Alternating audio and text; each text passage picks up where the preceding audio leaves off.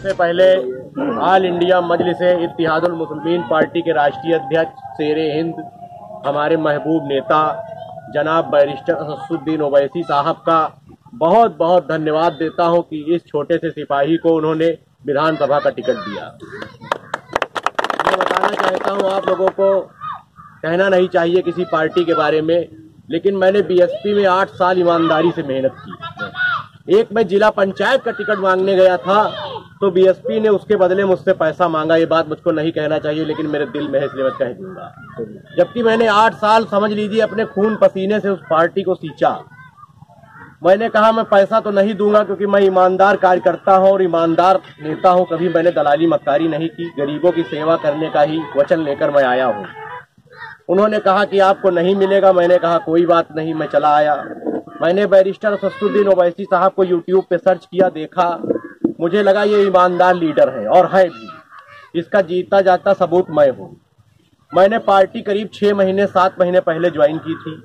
मैंने ईमानदारी से काम किया और बैरिस्टर साहब ने मुझको टिकट दिया।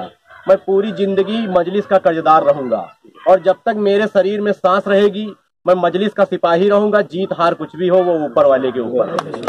और मेरा सबसे पहला काम ये होगा कि जो मेरी विधानसभा है, रामनगर विधानसभा का मैं प्रत्याशी हूँ, 267 रामनगर का, वहाँ कोई भी दलित, गरीब और मजलूम अगर मैं विधायक बनता हूँ तो सताया नहीं जाएगा। और मान लीजिए बाई चांस कहीं कमी रह जाती है तब भी मेरा वादा है कि उसको किसी भी तरह की तकलीफ नहीं होगी, ना वो कभी सताया जाएगा। रही बात फतेहपुर की, तो ये तहसील भी आधी मेरी विधानसभा के अंतर्गत आती है। इसलिए आप लोग बिल्कुल न परेशान होइएगा। आपका ये भाई आपके लिए दिन रात लड़ाई लड़ेगा और अगर विधानसभा में पहुंचता है तो जितना काम वहां होगा, चाहे किसी भी तरह से यहाँ कराना पड़े, वो मेरी जिम्मेदारी है। एक विधायक पूरे उत्तर प्रदेश में काम करा सकता है।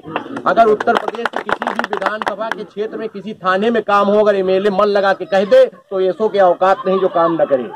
लेकिन विधायक लोग कहते नहीं क्योंकि अब ईमानदार नेता रह नहीं गए, मक्कार नेता है। मुझको कहना नहीं चाहिए, लेकिन मैं खुद भुक्तभोगी रहा हूं। मैंने 10 साल राजनीति की है। मैं भी 2-4 नेताओं के चक्कर में पड़ा जो वोट के समय तो आते थे, बाद में घर में कैमरा से देख के बताते थे कि कह दीजिए मैं लखनऊ और दिल्ली गया हूँ। तो आप भाइयों इस बात का विश्वास रखिएगा कि मैं आपके सबके बीच का बेटा और भाई हूँ, कोई नेता नहीं हूँ। अगर ऊपर वाले का रहमो करम मेरे ऊपर होता है और विधानसभा वासियों और अगर अगल बगल के लोगों का आशीर्वाद और दुआएं मेरे साथ हैं और मैं विधानसभा पहुंचा, तो इस बात का मैं वादा करता हूं कि किसान, दलित, मजलूम, गरीब, मुस्लिम, किसी के भी ऊपर अत्याचार नहीं होगा। अगर कोई बात कहीं पर होगी तो उसके लिए विकास श्रीवास्तव रात के 12 बजे भी खड़ा मिलेगा आपको। इस बात का मेरा वादा है।